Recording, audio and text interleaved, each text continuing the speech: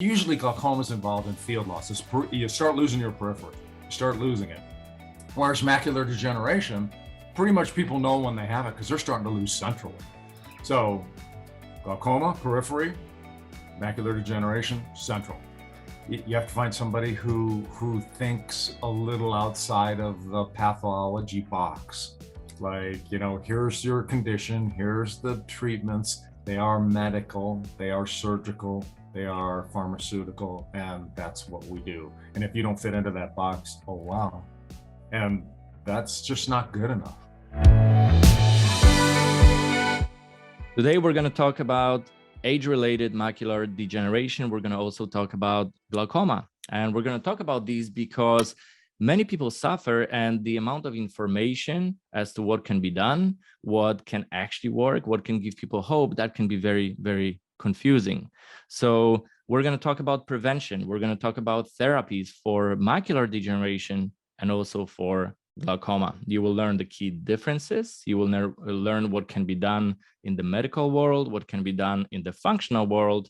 And we have a very interesting conversation because of our special people who are here with me today. We have the person you already know, Ryan Diener, our co-host. We also have Dr. Terry Trinka, Neurological Optometrist, who is joining us today with a load of information. So we may need part 2 and part 3, but let's get it started today. Dr. Trinka, welcome to Polish Your Life. It's great to be here, Mike. I'm excited to share some of the information that I've gleaned over the last 20, 30 years. That is awesome. Ryan, maybe let's start with the first question from you. Sure. Dr. Trinka, welcome. Thanks for being here. As Mike said, I have a family with multiple ophthalmologists and optometrists and no one that has ventured into the world of functional medicine. So I'm super excited to have this chat with you and would love to let's just start with a little bit of background. How do you go from being an optometrist to a functional medicine or neurological optometrist? Give us just a little backstory for how you got to where you are so that people understand the different offerings that you have that are more vast and robust than, say, a typical trip to the optometrist would be. That's you got an hour? No, I'm kidding. I can condense. I graduated from optometry school in the 80s and was fairly happy just being a family eye care practitioner. And it's a fairly narrow approach. You make people see well, you sell them glasses, and you look for disease in their eye. And I had a big contact lens practice, and one of my patients developed a corneal ulcer because she overwore her contact lenses. And a corneal ulcer is a sight-threatening emergency. And so the typical medical thing to do is to prescribe antibiotic drops. And she wasn't very interested in that option. And so I said, Sandy, you have to come back. And she came back and it was just about gone. And I said, what did you do? She said, I used some homeopathic remedies. I had no idea what she said. She said, I can tell you're intrigued. Come over to the library next Monday and learn a little bit about homeopathy. And so I did. And I spent 4 years studying homeopathy and realized that it's great. It's valid. I understand it, but it's not what I wanted to do. And so I started looking around because my eyes were now open that there was other modalities to look at how to help people. And so I looked at the relationship people have with food, and I thought it would be really good to be a nutritionist. And so I got my nutrition degree in the late 90s and fell in with a group in San Diego and studied functional medicine. I like to call it functional healthcare. And from there, I just took off. And then in about 2014, I ran into a lady in Chicago who had been doing neurological optometry and saying, hey, it's more than just making the chart clear. In fact, the more you make the chart clear, the more you mess up the periphery of a person's vision. And so you should start thinking about how the eye and the brain connect to each other than clarity, for movement, for posture, for gait, for all of these other things, for emotions, for cognition, it goes on and on and on and on and on. And so I've been doing those two things since. I've been doing functional medicine / healthcare, and I've been trying to work with people to change their brain via the most dominant input into their brains in the senses, which is vision. So that's my background. Awesome. That's fantastic. It's always an interesting story to just how does someone get down this road of in any kind of holistic field. So thank you for that. And so expand on that a little bit. What exactly does it mean that you are now doing things from a functional point of view? You're connecting the brain through the eyes. What are the type of things that a patient might experience coming into an appointment with you that they wouldn't get by going into either the optometrist or the neurologist? What is the difference? Well, a standard neurologist is going to be more interested in pathology, right? Like most medical doctors are. And that's not a bad thing. People have pathology and someone needs to diagnose it and say, here's some choices and options. That's a good thing. But a neurooptometrist really concentrates on function. And, one of the biggest populations that I have is the traumatic brain injury population. People get whacked in the head and they're not the same. And the fact that they got whacked on the head or they had a concussion or traumatic brain injury makes them more prone to have another one. And so I remember when I first started this, I had this lady come in and she said, well, I know that you do light therapy and I want to engage you on that basis. And I started taking a history and she had 7 concussions. And I said, Sue, maybe we better look at, how your brain's working before we jump into light therapy. And she said, okay. So I did my routine that I had been taught by my mentors. I've got several mentors, and in fact, it's really easy to be humble about this whole thing because, like Edison said, you stand on the backs of the giants before you, which is so true. And so I'm very humble about my knowledge base. I have learned much from the people that have come before me and have done the pioneering work. So anyways, I'm doing my thing with Sue, and doctors have these little glasses that they can put on called trial frames, and they can put lenses in them to see how you respond to the signals coming into your eyes. So I put them on and she started walking around the office. I said, please walk around my office, tell me what you think.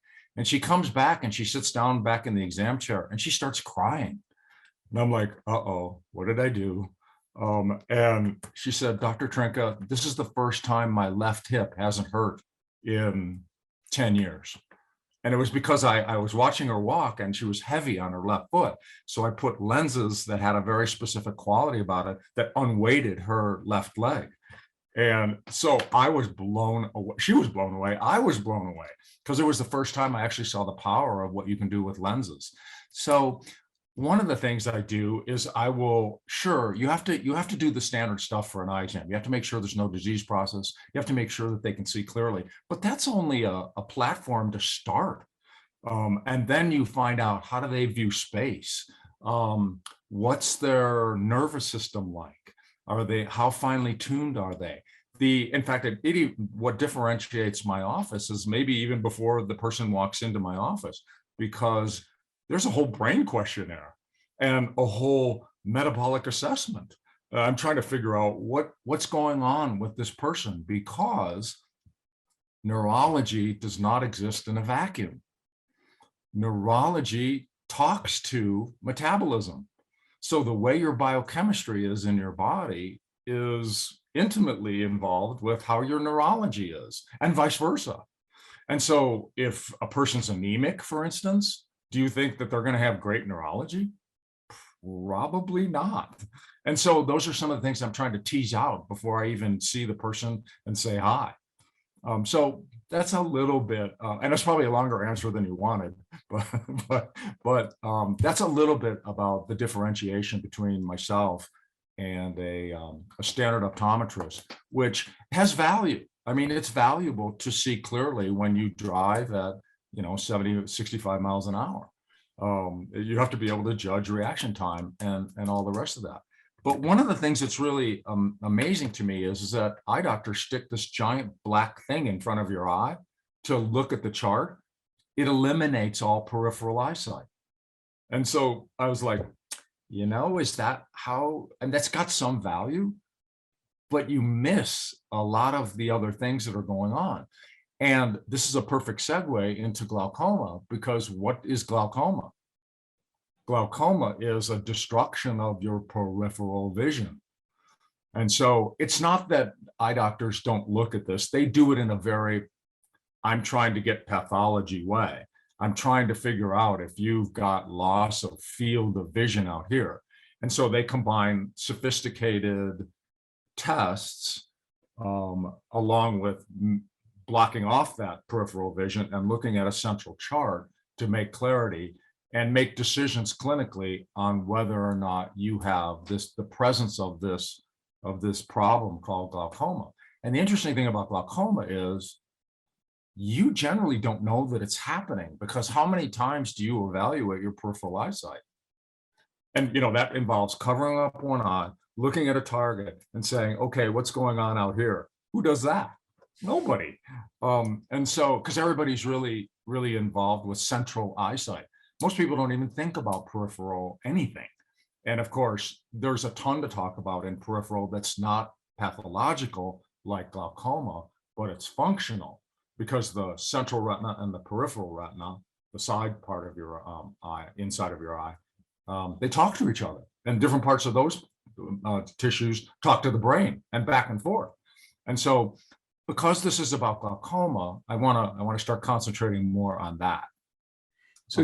So stay with that for a minute, because now we're getting into kind of what you can do, because we could take this in a million different directions. I'm sure there's a ton of different treatments for a ton of different things, right? But let's just stay with glaucoma for a minute, because it's a very common disease, especially amongst the geriatric population, obviously, as we know. And it's something that, the only real treatment that I know of, and that most, providers know of, is drops in the eye, deal with the pressure, figure out what we're going to, the typical kind of conventional approach. So what is it that is possible outside of that lens that, no pun intended, that will allow us to kind of, like, if somebody came to you, what would you do that would be different than, say, going to a typical doctor or optometrist or ophthalmologist for glaucoma? And what are some other options that people have out there? Well, I think before I get into that, Ryan, I would like to just take a little bit broader view and then go right to what you just said, if that's okay. Of course. Yeah, go for it. Okay. So it depends on the type of glaucoma. So, glaucoma is just this complex entity. There's a lot going on. There's different reasons why, but essentially, here's what it is. You got fluid in your eye. It needs to drain. There's cells in your eye that produce the fluid. There's an imbalance between what's going out and what's coming in. And either there's too much coming in or not enough going out. It's that simple on the base of it. And like many things, it's simple to understand, but then you get into the nuances, right? Then you get into the, okay, what kind of glaucoma do you have? And there are certain kinds of glaucoma that are due to the drainage being shut off by the anatomy of the eye. That's called closed angle glaucoma. And that's an emergency. That's something you don't want to mess around with functional medicine lifestyle and stuff like that. You got to go get something done right now.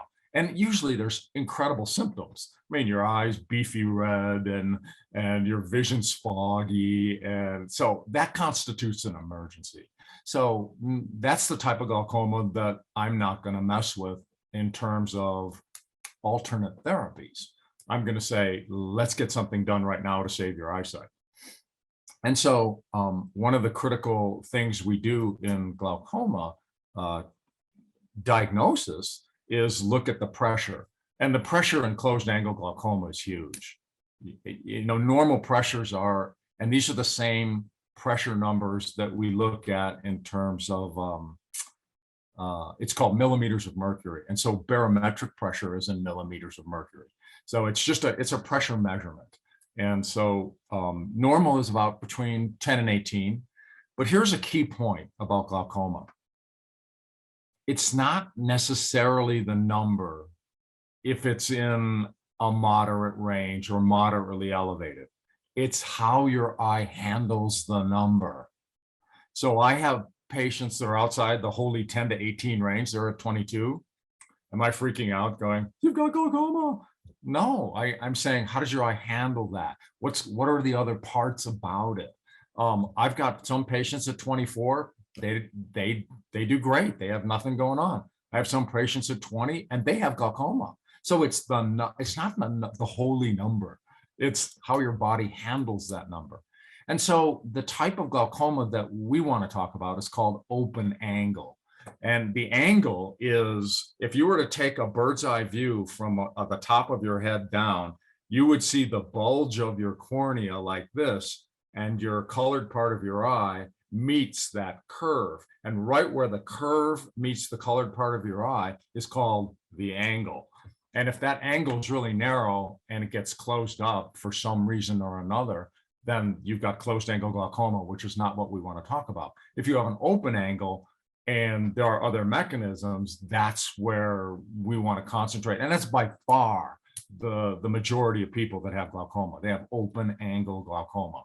And so there's primary open angle, and there's pigmentary glaucoma, and there's pseudo-exfoliation, and all of these other names that say, hey, stuff is circulating in the eye that gets into the drainage and plugs it up. And so how do you deal with that? And sometimes it's a plugging up of the drainage, and sometimes it's an oversecretion of the cells in your eye that make the fluid. And so that's what the drops do. They either rearrange the drainage so that you can drain better, or they inhibit the cells that produce the fluid. And this is typical of all drugs. All drugs do three things. They block, they inhibit, or they suppress. And that's what they do. Now, there's some value in that, but because of my experiences, I want to look a little bit beyond that and say, well, what else is going on? Is it just strictly fluid dynamics? And I mean, how do you influence fluid dynamics? So that was the precursor to talking about therapy, right? So you got to be able to diagnose it, and usually glaucoma is involved in field loss. You start losing your periphery, you start losing it. Whereas macular degeneration, pretty much people know when they have it because they're starting to lose centrally. So glaucoma, periphery, macular degeneration, central. And so because people don't know about their peripheral eyesight until it's really, really late, that's why I would encourage everybody listening, get a pressure measurement, get somebody to look at your optic nerve, because there's a very characteristic appearance to the optic nerve when you have glaucoma. There are some genetic factors in there, but I don't think they're great, like everything. And I think you would probably agree with me, Ryan, that most of the time it's lifestyle, and about 10% of the time it's genetics. I mean, unlucky you if you're in the 10%, but that still doesn't mean you're screwed. That's still, I mean, it doesn't mean that you can't do anything, because, I mean, if doctors say, well, it's genetic, well, then what do you think? You're like, oh, well, and you can influence your genetics by how you live your life, as you probably well know, and tell people all the time. We see it all the time. We see it, you know, what you're speaking to is the same conversation we have around cholesterol. It's the same conversation we have around blood sugar. It's the same conversation we have with so many people from a holistic point of view who have no idea that that A, they can influence what's going on, and B, that there are other options. So this is keep rolling. This is right on. And it's how I think. In fact, most of my colleagues are chironeuros, not eye doctors, because eye doctors have a more limited view, and chiropractic ideals and acupuncturists and nutritionists, they just see things differently. And so when it comes to glaucoma, let's talk a little bit about how you could, well, let's say you let's say, let's take the scenario that you just gave me. Person walks in, they've got it. What are you doing? What are you thinking? Other than drops or surgery. There is a surgical technique that they can do that a lot of docs do when they're dealing with a geriatric population, a senior population anyway. And that senior population will generally get cataracts over time. And so as they're doing the cataract operation, they can do, it's called MIGS, M-I-G-S, and it's a surgery that helps improve the outflow of the fluid in your body so that they don't have to take drops. Still, I mean, and that's great, right? That's great, because compliance with drops is a problem. And when you put medicines in your eye, there's issues. If you have a drug, you have a side effect, whether you realize it or not. And so you're trying to manage the side effects and try and take away the big pathology that you're looking at. And so I get all this. And surgery is probably a little bit better, but it's invasive, and things happen. And so what can you do if the doc says, I think you've got glaucoma?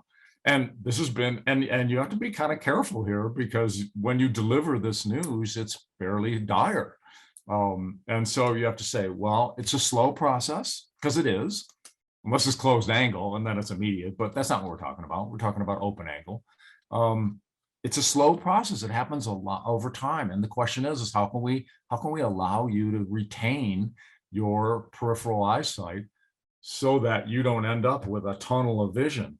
Because that's the end stage. People go blind from this. And so then you want to start looking at some of the other things that you can look at. So if there's fluid in your eye, are there ways that you can enhance the fluid flow? And is that fluid connected at all to cerebrospinal fluid? Is that fluid connected at all to lymph? Is there a garbage accumulation aspect to all of this? And my opinion is yes, yes, yes, that all of these things matter. So there's a structural thing that you can do. And here's my shout out to chiropractors out there. Cervical adjustments can be really valuable in some cases of glaucoma, because it allows the communication between the neck and the head and the eye and the brain. I see the retina as neural tissue, so I see the eye as brain tissue, not a separate organ. And so it's bathed in, all the brain is bathed in fluid. And so what can you do to help good fluid flow? Well, that's chiropractic and craniosacral. And so craniosacral is a technique where a practitioner gently moves the bones of your cranium and allows the fluid that's in your spinal cord and in your brain to flow more regularly. I believe, and this is controversial, like if you go look this up, you're going to find that there's controversy around the idea of a craniosacral pump. You know, that there's bones that move regularly in the skull to have the fluid go through your brain. And so I really think that if you want to take the most holistic view, you have to consider structure. Is there a biochemistry here as well? Yeah, there likely is. But structure, I mean, it's always this, it's always the stool that and you've heard this a zillion times. It's always a stool of structure and biochemistry and mental emotional, right? And so which ones do you want to address? And so with structure, you want to address craniosacral and cervical alignment. And there's all kinds of techniques to do that. But that to me is something that is fairly easy to do. It's not that hard to find a craniosacral therapist, and it's not that hard to find a cervical chiropractor. Okay, so let me ask you this. So there's people watching this right now going like, okay, I've got glaucoma, and you're telling me all I'm going to do is go to a chiropractor, get some cervical adjustments, and then have a craniosacral therapist take care, put their hands on And the it's back, gone. and it's gone. Right. So Not that simple. Sorry. yeah. So go further with it and explain, like, what does that actually look like from a lifestyle? So I'm the patient. I want to know, what am I actually signing up for when I go, I'm going to treat my glaucoma holistically and not go for the drops? What are we talking about? So this is a really edgy point. Because you're not going to see very many, because glaucoma is a disease that robs you of your vision silently. There's something called standard of care. And you got to be really careful here. You can't just go, oh, drops are evil. They're a medication and that's evil. You can't say that. They have use. And so it's very important that you, and your point is wonderful, is that you have to walk this balance of saying, okay, you're doing drops, you're lowering your pressure. What else can you do? And what can we play with in the drops so that if you're at a certain level with drops, let's say you go from 20 to 15. So your pressure's 20, you've got field changes, you've got optic nerve changes as upon observation. And the person says, well, what else can we do besides drop it to 15? And then I would say, okay, great, let's stay with the drops. What can we do to drop it to 13 or 14 or 12? While you're taking the drops, let's go do some other things. And if you drop it by doing these alternative things, then you can sort of play with the medication. If you cannot drop it doing these other things, and I've yet to talk about a couple other therapies, then they're not a good choice. And so you have to run into somebody who wants to engage on this playing field, that wants to play in the sandbox. And most docs don't. They're like, the drops, the surgery, that's it. And it just seems limited to me. And because it doesn't, oh wait, the eyes are only in a vacuum, right? They're not connected to the rest of the body. Really? So it's all connected. And so I want to involve other parts of the body, the spine, the sacrum, the cranium, and see on a structural basis, are we cool? Do that as you're dropping your pressure and see if you can get it further. If you can, then you can play with the meds. If you can't, then you can't play with the meds. Does that make sense? Of course. It makes perfect sense because again, from a holistic point of view, you're talking about holistic medicine, holistic healthcare within, to use your phrase, within the confines of a specialty, which is, optometry, eyes, in this case, glaucoma. We see it as it relates to people that are on Synthroid for endocrine issues, or hypothyroid issues. We see it as it relates to different metformin, or some of the other diabetes medications. Same thing. If you can get in there and help somebody lower their blood sugar to a point where they can reduce their medication, then why wouldn't you do that? Wouldn't you want to be off that medication? Then you don't have the side effects. You don't have the hassle of taking that. You don't have all of the things that go with it. And, oh, by the way, it means that your body's actually getting healthier on its own. So we're talking the same language. You're just talking about it specifically through the lens of glaucoma, which is fascinating because I just haven't, been exposed to it as it relates to vision. But of course, it makes sense from a holistic point of view. Your neurology and psychology are inextricably linked. Neurology and, vision are inextricably linked, et cetera. So metabolism, et cetera, of course. So for sure, this is all in the playing field. I wanted to add one more thing here, is because we have patients and providers watching. And for both, I think one of the key components, because it can be so complex and it can be so detailed that you cannot possibly know everything. So I think the key is to just know the concept of going beyond the standard of care, at least with the viewpoint, knowing that there is something out there. And then the second thing, whether you're a patient or provider watching, is to make sure that you find a very good guide that is in between the success and where you are now, and then let that person or the group of people guide you, because I think it's very hard for people who are experiencing these type of conditions and limitations in life to now do the research with an open mind and learn everything.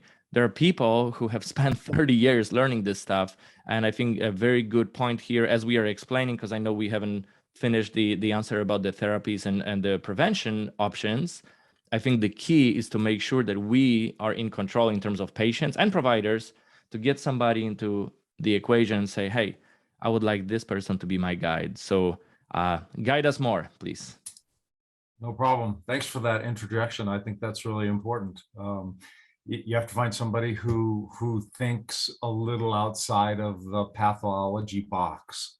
Like, you know, here's your condition, here's the treatments. They are medical, they are surgical, they are pharmaceutical, and that's what we do. And if you don't fit into that box, oh, wow. And that's just not good enough. I mean, it's just not good enough. And so one of the other things that you can do, and let me say this, is that you can do the best job in prevention. And the best job in prevention is to live a functional healthcare lifestyle. What does that mean? Well, it means a couple of things, more than a couple. It means, how do you sleep? It means, what do you eat? What's your stress levels like? Do you have ways of dealing with that? Do you move? Your body's meant to move. I mean, Ryan, this is like preaching to the choir here. And same with you, Mike. I know you guys are right on board with this, and that is, you have to have a lifestyle that's consistent with health and healing. And so you want to find a guide, like Mike said, that can evaluate your lifestyle and say, that's consistent with health and healing, or that's consistent with disease and sickness. And so there's choices to be made. And that's really what it comes down to. It's choices. What kind of choices are you willing to engage in? And so, and that's one part of it. Sure, that's the lifestyle. And one of my favorite clinicians, a guy by the name of Dr. Brad Watts, he has this equation that he talks about all the time. And that is lifestyle plus genetics over time equals chronic health outcome. Well, I want my chronic health outcome to be decent. So I can't do much about my genetics, but I can change how my genetics express themselves through my lifestyle. And so that means paying attention to the hard stuff. That means going to the gym if that's what's necessary. That means learning how to meditate if that's necessary. That means engaging a sleep expert if that's necessary, because your sleep is terrible. And sleep is involved in so many things. I sometimes think that that's what I should do with the rest of my life, is just deal with sleep in people, because it's so flippin' important. So the functional healthcare lifestyle is a critical aspect. And how many seniors do you see with glaucoma that embrace the concepts that what I'm talking about? Right. Not a lot. And this is, and one of the things that we are out to do, and I think it sounds like you are too, is in service of the human population. I mean, in service of like the people and the healthcare system itself, like where we want to have an influence on the way that we accept and think about health in this country and on this planet. And there's so many vast directions that this could go in. But on a micro level, if you just take a human being that's in front of you, you know, we say to people all the time, we don't expect you to turn around tomorrow and meditate every day and exercise every day. And, you know, but there may be some things that we need to do in the interim. And the faster that you adopt certain practices, the less you're going to have to deal with medication and me treating you all the time. And the more that you get treated, the faster it's going to help you adopt those processes. So this is a feedback loop that is positive, as opposed to this, what we're fed in kind of what is a kind of, typical lifestyle, which is kind of this negative feedback loop. Eat more, I want something that tastes good. It's not good for me. So I drink some caffeine to help me stay awake, and then I can't sleep. And, that's a negative feedback loop. And if we can, we call those vicious cycles. Right, exactly. And so what we're talking about is not saying to somebody, hey, you have to have a perfect lifestyle in order for this to change. You just have to take some steps and include different things. And then along the way, we start to adapt and move it. And you need a guide, like you said. I mean, that's a perfect word, to help just be your point of contact during the process, so that you can say to somebody, hey, I can't keep up with meditating every day. Okay, no problem. Let's think of something else that you can do, and let's kind of have some other options. And that's where I think you come in, and I come in, and and Mike and some of the people that he associates with come in. And so that's the beauty of this to me, is that this is about meeting people where they are, letting them know, hey, there's another option. There's other ways to do this. You just have to take step, and you're gonna get there. And that doesn't exclude medicine. It doesn't exclude Western, allopathic medicine. It includes. It just means that how much do you need and how little do you need, right? It's about integrated. I couldn't agree with you more. A wonderful point. You don't have to have a perfect lifestyle. All you have to do is have enough of the things in place. What's the enough for you? It might be more for you, it might be less for you, might be huge for you because you never paid attention to it in your life.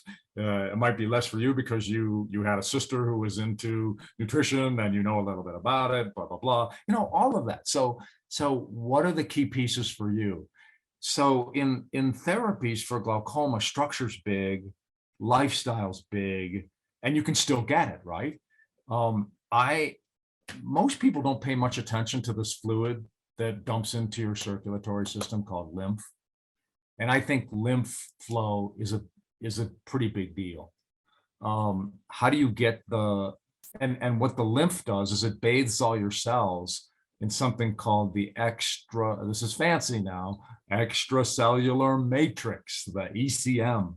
And this is the fluid that surrounds your cells that takes the garbage away from the cells, and then dumps it into your circulatory system so it can go through your liver and kidney, and then out through your excretory channels. And so lymph is really important. And I find that stagnant lymph flow it's a deal, it's a thing. And so what can you do? Exercise is, of course, the lifestyle component that helps lymph. In particular, I've told people to buy a rebounder. And so they just bounce on a little mini tramp, and it's great. It helps their lymph flow. Walking, I mean, Jiminy, there's a hard activity, right? What does our illustrious federal government say in terms of exercise? And they've been wrong about so many things, but I think at least here they're pretty close to the mark. And you should walk 30 minutes 5 times a day. And if you can't do that, you have to start looking at your lifestyle going, why can't I do that? That's a minimum. And that will help lymph flow. So that's another thing. And then 5 finally, times a week, right? Pardon me? 30 minutes 5 times a week. 150 minutes a week. Yeah. Right. So that's the indication from the Council on Fitness. And so I can pick a lot of battles with our federal government recommendations when it comes to food. But in exercise, I think that's pretty, that's kind of a good minimum, I think. The last thing that I want to talk about in terms of glaucoma, and if you guys just want to concentrate on glaucoma this time and maybe do another one on mac degen or macular degeneration, we can do that. There's so much to talk about. And I'm probably the worst person to be efficient in talking about it, because there's all kinds of nuances and details that you want to talk about.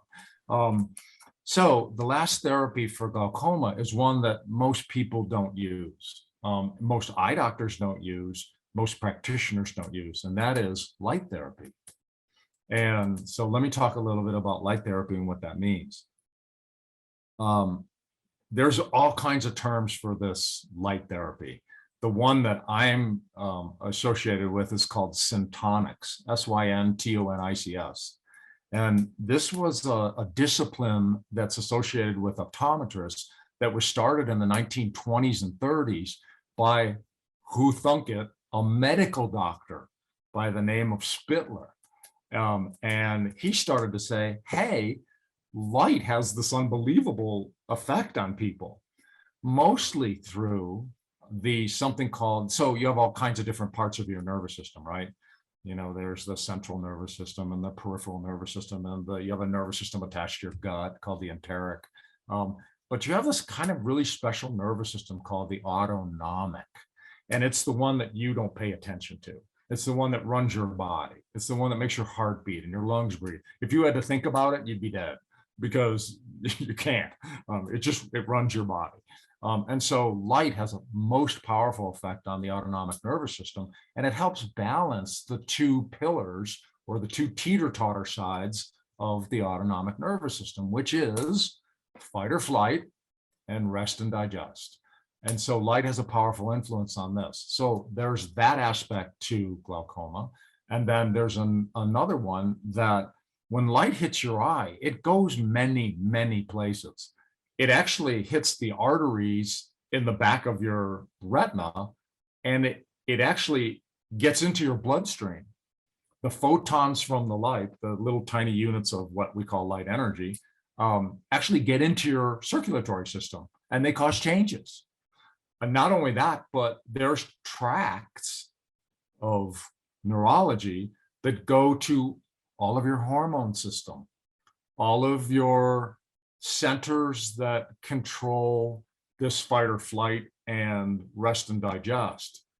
And so I find that there are certain frequencies of light that can help clear debris out of your eye. Now, it's much more complicated than that, but I'm trying to be simple, right? I mean, it's clear debris. Could you please talk about that? Would you show me a study that you could say, I cleared the debris? I'm like, no. It's usually in light therapy, you're going to use certain signals as a clinician to determine whether or not light therapy is a decent thing to do. And one of them is the findings that we get from the optometry sequence of test taking. And this is, of course, beyond make the chart clear and look at your eye health, right? And measure your pressure. This is beyond that. This is binocular vision testing, because binocular vision testing and nervous system integrity are really linked. This is something that a lot of people don't know. But there's this dedicated group of optometrists that use this system called Syntonics. Another word is photobiomodulation. Isn't that a mouthful, right? Photobiomodulation. They all mean the same thing. We're going to shine some light in your eye. It's going to have a specific frequency, and it's going to do something to you. And you can help lower the pressure with light. I mean, that's just fundamental. That's amazing. And when I started learning, I was like, really? And so that's a part of another tool in your toolbox, is to say, well, can we use light to have an effect on eye drainage? And is eye drainage related to the fight or flight, rest and digest teeter-totter that everybody goes through? And in America, what do you think the teeter-totter looks like? Here's fight or flight, here's rest and digest. Do you think it's like this or like this? It's like this. Everybody is oversympathetic. Right now, they're most overly of the world, fight or flight. But most of the world right now. Thank you. I wanted to ask you also, while we are focusing much more on glaucoma in this video, and yes, we can do part 2 for macular degeneration, I wanted people to also understand which ones of the tools in the toolbox that you're giving right now can also work for macular degeneration prevention and therapies as well. For example, light therapy, lifestyle changes. I think that these may affect both. And if you could talk about just the key differences between glaucoma and macular degeneration, so people know that this is not the same, and where these roads collide, I think, is in some of the treatment and prevention that basically promote overall health. And then as a result of that health promotion, we are going to be able to prevent. Less. Yeah, you're going to see less of those types of problems pop up. And I think you're right on the money. I'd say the biggest issue in macular degeneration is over the course of a life, you start to have the failure of one of the cells of the retina.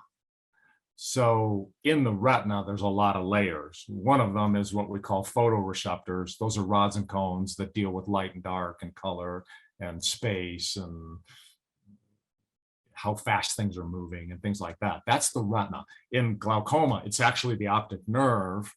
And I didn't even get into, there's so much to talk about, you guys. As a result of the pressure increase, you limit the perfusion. There's a big word, perfusion, right? Which means you get blood flow too. You limit the perfusion to the optic nerve. Well, if you limit the blood flow to any tissues that's carrying oxygen and nutrients to that tissue, what happens to that tissue? Bye-bye, it dies. And so in glaucoma, you're limiting the blood flow to the optic nerve, and specific parts of the optic nerve die that relate to your outside eyesight, your peripheral eyesight. In macular degeneration, there's a failure and a degeneration of one of the layers of the retina such that you can't get rid of wastes. And as a result of whatever causes that, and I think I know one of the large pieces, and it's called, this is a fancy term that most people in the functional healthcare know about. It's called oxidative stress. And oxidative stress is behind just about anything you want to talk about. It's behind high blood pressure, diabetes, cancer, you know, anything that's big in America in terms of pathology. You have this thing called oxidative stress. And it usually means you're producing a bunch of free radicals as a result of some event. And that event can be the bugs in the microbes in your body. It could be toxicity. It could be heavy metals. It could be chemicals. It could be your organs don't work as well. It can getting rid of garbage, blah, blah, blah, blah, blah. So macular degeneration happens in the very center of your eyesight, and there's a failure to thrive of one of the layers due to oxidative stress. Well, for the longest time, I've started to think about, well, why don't optometrists or people who deal with macular degeneration, why don't they ask this question? And here's the question. And maybe this is what we talk about in part 2. Why do you have oxidative stress? What's that coming from? Is it coming from your gut? Is it coming from your sinuses? Is it coming from bad dental work? All possibilities. Is it coming from you don't have a good flow of energy in your body? And if that's true, why is that? So here's what I try to teach my patient population. I want them to be good consumers of health and healthcare. Ask why. If you're in an office that wants to help you ask the question why and answer it, you're in the right office. If you're in an office that wants to know what, and the laundry list of what is attached to what, the little box so that I can bill the insurance company and get paid, then you're going to have some limitations on what you can do. Does that make sense? Makes perfect sense. And I'll tell you, this is the most important question for providers and for individuals, because sometimes we think that we are really dependent on what people tell us, but it's on us to sometimes ask that question, why, as a patient. It's on us as providers to also ask, and I'm not a doctor myself, but I work with so many providers that I feel like I'm one of the providers here. Part of the community. It's on us, on the provider side, to also ask the question, why is this patient not doing better if we are doing everything that we are supposed to do and the results don't follow? There must be a reason why. And I think that question that you mentioned is a perfect segue to part 2, because that's something that we can record and give more reasons as to how deep we can go to find the why.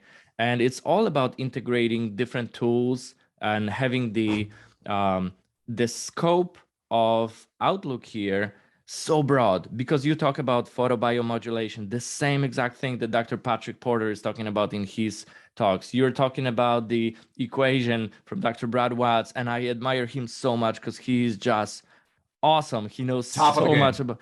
Unbelievable. And we are talking about all these concepts that actually a lot of these independent routes are meeting at the point, at the juncture point where we need to look at them together instead of competing. And this is what the whole group is about, because from the patient's perspective, we talk about it all the time. If you get good results with the initial treatment, that's great. But what if you go from a provider to a provider, from doctor to doctor, you follow recommendations and you don't feel better? This can be very frustrating, and we want to do something about it and bring amazing providers like yourself. So tell patients and providers, if you don't mind, Dr. Trinka, where can people find you online? So I have two businesses. I have a sort of a functional healthcare, functional medicine business, because I want to help people. I like to look at labs, I like to look at symptoms, and I like to connect the dots, because most of them have not had that experience, like they would have in Ryan's office, for instance, where you're going to try and connect the dots between symptoms and functional labs. And so that business is called 7 Steps to Health, and we can talk more about that later. That's my functional healthcare medicine business. And then my neurological optometry business is eye-brain connection. So eyebrainconnection.com and 7stepstohealth.com. And the 7 steps is the number 7, the word steps, the number 2, and then health. So 7stepstohealth.com, and then eyebrainconnection.com. And awesome. I live and I work in the mountains outside of Denver. I live in the mountains, and I work in the foothills in a tiny town called Conifer. And so that's where I can be gotten a hold of if anybody has further questions.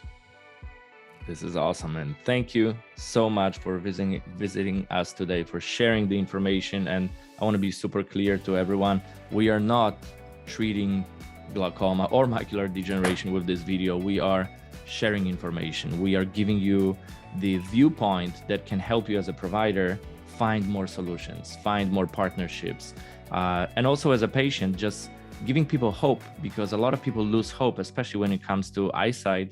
I mean, this can be extremely bothersome to people, and I cannot even imagine. This is such an important sense that we have. If people start losing this, it can be really, really bad on our mental health as well. So it's important. I want all of you to know that you can ask questions, connect with us, definitely connect with Dr. Trinka. Ryan, you already know, his company and practice is Holistic Health Associates. He's in Frederick, Maryland. He's also in Boonesboro, Maryland, and hopefully we're gonna see more and more Holistic Health Associates popping up, across the United States, because people need this stuff.